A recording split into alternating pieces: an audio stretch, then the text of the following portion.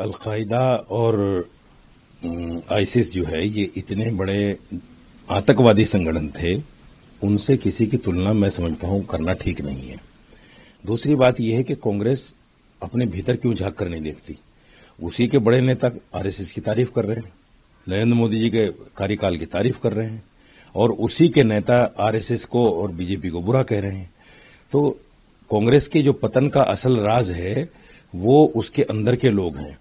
और राहुल जी ने भी कहा था, एक बार याद होगा सभी दर्शकों को, कि कांग्रेस के अंदर कच्छाधारी अभी भी हैं। तो ये जो कच्छाधारी हैं, राहुल जी को चाहिए इनको निकाल के बाहर फेंके, और किसी भी हिंदुस्तानी संगठन की जो संविधान के अधीन बना हुआ है उसको अलकायदा आईसिस से तुलना करना मैं समझता हूं गलत है। मोहन भागवत ने कहा है कि भारत हो या हिंदू राष्ट्र हो, दोनों एक ही बात है, और अब वक्त है और यही सही समय है कि हिंदुओं को एकजुट किया जाए। हिंदू एकजुट होंगे तभी देश आगे बढ़ पाएगा। देखिए, भारतीय जनता पार्टी को जितनी सीटें 2014 में मिली, फिर 19 में मिली, मैं समझता हूं इससे ज्यादा संगठित हिंदू हो नहीं सकता। 350 तक सीटें मिल जाना किसी भी एक पार्टी को, वो किसी एक समुदाय के संगठित होने की ही बात है। और रही बात जहां तक हिंदुस्तान के हिंदू राष्ट्र होने की, मैं समझता हूं कि संविधान को जो लोग नकारना चाहते हैं, संविधान पर जो लोग टिप्पणी करना चाहते हैं, उसको खत्म करना चाहते हैं, वो इस तरह की बात करते हैं हिंदू राष्ट्र जैसी। क्योंकि अगर कोई मुसलमान मुस्लिम राष्ट्र की बात करता है तो उस पर कार्रवाई हो जाती है।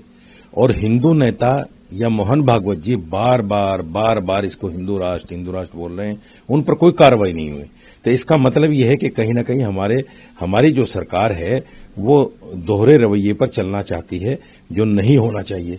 क्योंकि ये देश जो है धर्मनिरपेक्ष है, यहां सबके राइट इक्वल हैं, हिंदू हो, मुसलमान हो, सिख हो, ईसाई हो। और मैं तो ये कहता हूं कि ये जो हिंदूवादी जितनी ऑर्गेनाइजेशन है, मुसलमानों को इनके बयानों से बिल्कुल डरने की जरूरत नहीं है।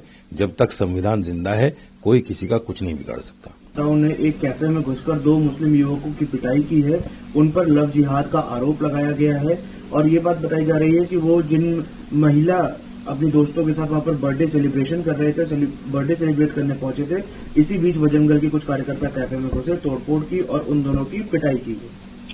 देखिए, बजरंग दल के कार्यकर्ताओं का जिस तरह से 25 अगस्त में ईसाइयों के चर्चों पर हमला करने की बातें सामने आई हैं, मैं समझता हूं कि ये ऑर्गेनाइजेशन अलकायदा, आईसिस और जितनी भी आतंकवादी तंजीमें हो सकती हैं, उन तमाम की तुलना अगर इनसे की जाए तो कोई गलत नहीं होगा। इसको तत्काल प्रभाव से बजरंग दल को खत्म करना चाहिए, क्योंकि इसकी वजह से 25 दिसंबर में जो ईसाइयों के साथ किया है बजरंग दल ने, उसकी वजह से पूरी दुनिया में हमारी जगहसाई हुई है। बल्कि यूके की पार्लियामेंट ने तो बाकायदा पार्लियामेंट में इसका जिक्र किया है।